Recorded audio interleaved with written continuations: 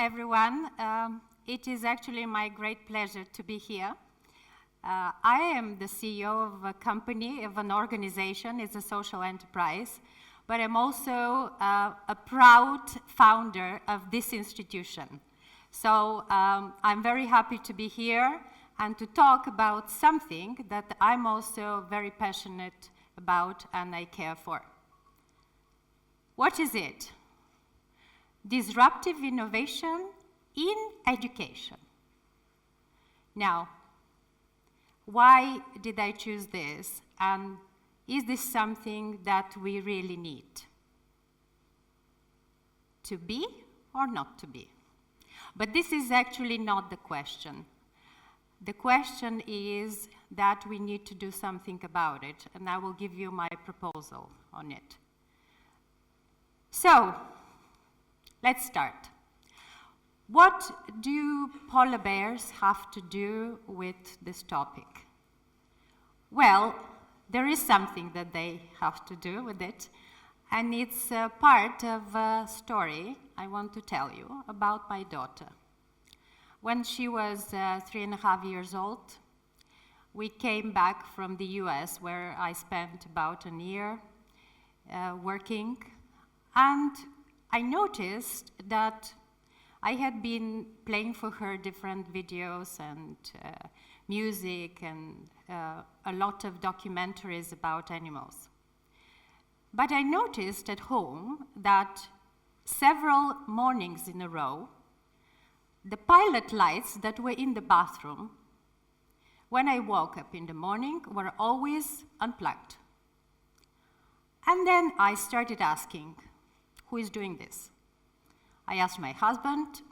He said, I don't know. And then I said, Sophie, are you the one doing this? And she said, of course, Mommy. I said, but what are you doing? And she said, well, that's her, by the way. She said, you know what? We have to save electricity, because if you don't do this, you're going to kill all of the polar bears that are even in the moment where they will be extinct very soon. And what are the kids coming after me going to do without polar bears? They will not be able to even see them. I was looking at her and I was thinking, oh my God, she is talking about the polar bear she herself didn't see. But of course, her curiosity, her natural drive to learn about the world has been sparkled by these movies, by the environment, but by what we were talking about. So this is when I realized that education, upbringing, environment are very important for the type of people you grow up, for the type of person you actually become and turn to in the end. And something that later on I realized even more so is that early childhood education is extremely important. It is a key instrument to actually form values and to keep alive creativity and imagination in people, but also to form people and personalities. Now, we've looked at the point of education. Let's turn to innovation. And how is innovation related to this topic? Innovation, in my understanding, is something that helps us feel comfortable when changes happen. And we, as human beings, are actually social animals. We function in an environment and we are often shaped by it. But let's look where and what our environment has been around us. So, 30, 40, 50 years ago, we were living in the industrial age. And this is what also shaped our educational systems. And the environment was environment where automation and task-oriented labor with framed responsibilities were the way to work and be successful. We were focused on studying to get a job, in the company, or to build a career around something that we could plan, with the final target also to be well paid. And that had clear boundaries on what one does and what one could achieve. We used to measure how much we know and how much we read because we had the privilege of information in those days. Where are we now? We are in the era of the knowledge-based and human-based economy. Our life is driven by rapid technological development that appear almost every day, sometimes even every hour. We used to call people, for example, on the phone and plan something. Plan a dinner or plan to go out somewhere. Now, in the last 10 years, we have seen the advancement and domination of the smartphones. And we are connected all the time, inevitably. Again, it's part of our lives. If you think the books of Isaac Asimov's, especially one, The 3 Laws of Robotics, were predicting that we will have around us robots that with whom we can communicate, that will be almost equally people like us. This happened, what? He was writing about in the 50s, right? In the 1950s. This happened only 50 years ago, and it's now a reality. It's a different environment. We are even facing personal bank assistants that are robots with whom we have to do, to bank nowadays. And this is something that we never planned for or expected to be part of our everyday life. We also used to plan our businesses and lives with 10-year plan projections, right? Now, this is no longer the case because the environment around us is unpredictable, it is insecure, with much more cycles that ever and even more so happen. We already know that 65% of the jobs that Generation Z will have to perform, do not exist yet. All of these changes require a new way to deal with them. And here, let me point out to you this thought that I love. It says it all. The electric light didn't come from the continuous improvement of the candle. So, we cannot solve and address challenges that are part of a new environment, different environment, unpredictable, with the way we used to deal in the past. Because education is really the space and the place that has to prepare people for this new way of living and learning in this environment. Here is one example of the top 10 skills in the 2020. And if you look at what was there before in 2015 and what is there now, at the top of the skills that we will have to master are the skills related to complex problem solving, critical thinking, creativity. Now, is this part of our educational system? Let's go back to what education looked like these 30, 40 years ago. So, this was education that was predominantly governed by having to master certain knowledge in certain subjects that were delivered through tests, and students had to spend long hours in the school, and they had to also memorize content. In the end, what happened, schools were not the most desirable places to be, okay? You didn't feel so free in there. You didn't feel like you can do whatever you felt you wanted to do, okay? You didn't feel that you can make a mistake and not have to be a little bit scared after it on how it will be perceived by people.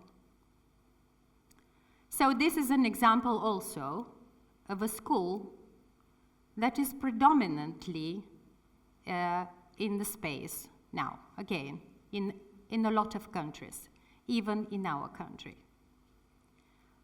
Even though recently Finland has emerged on the top of the list of countries within the World Economic Forum system ranking, that seems to be showing the most innovative approach to education.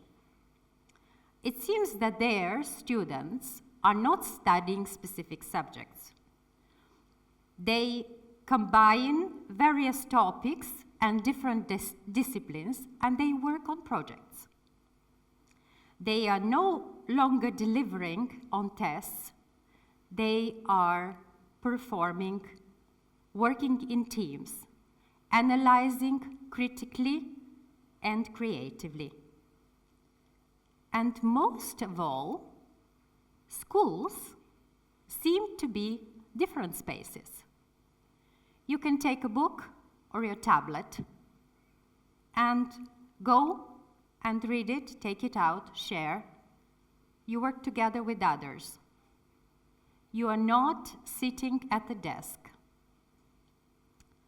Studies also show that students who receive social and emotional learning score 11% higher on average than those who did not. And now, how do I connect it to innovation education and myself? In my current job, I happen to be involved a lot with education. But I want to share with you how this all started. And it started from here. I came here as a very young graduate, recent graduate.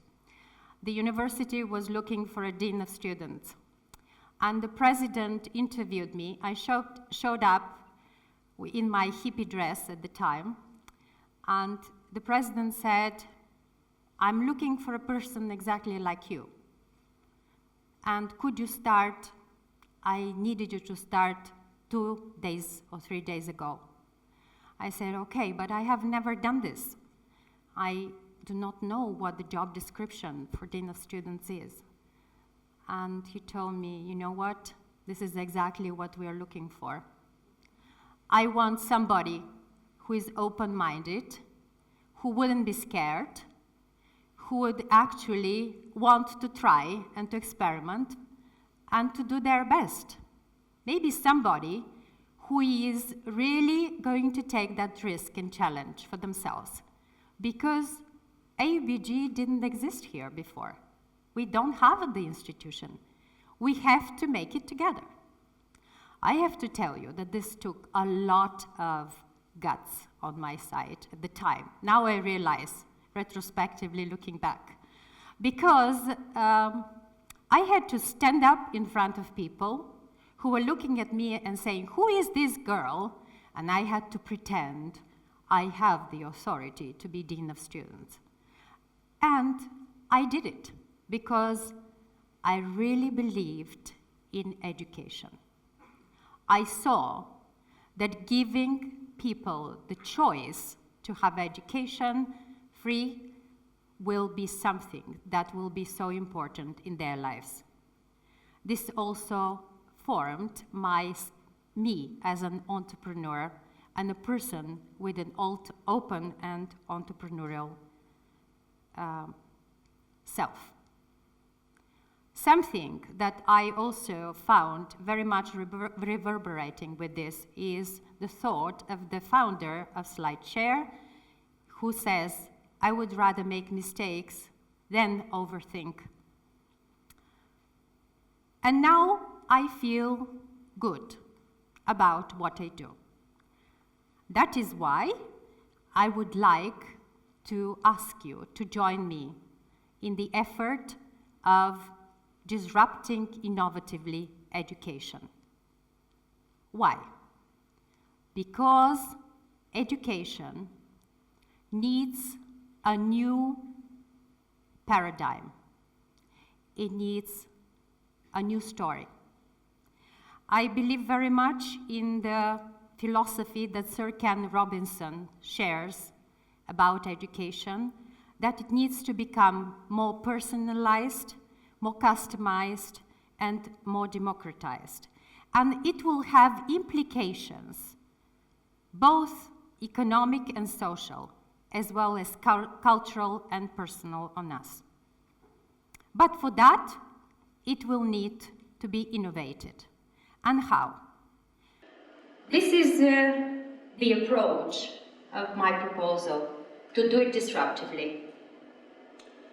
What does it mean to do disruptively innovation in education? Disruption with innovation is usually associated with business. It basically means to create a momentum and from something which is on the edge of innovation to slowly transform it into mainstream. And this is where we can all work together to make it happen. This is where we can see a number of explicit benefits and implications on innovation if it becomes a mainstream. If we apply disruptive innovation to education, we can turn schools into more entrepreneurial and creative spaces. We can balance STEM and arts and humanities and interdisciplinary approach. We can work in teams and use technology. We can even make movies together. And we can be prepared for the professions of the future. We can take on the roles to go and teach on Mars as well. So,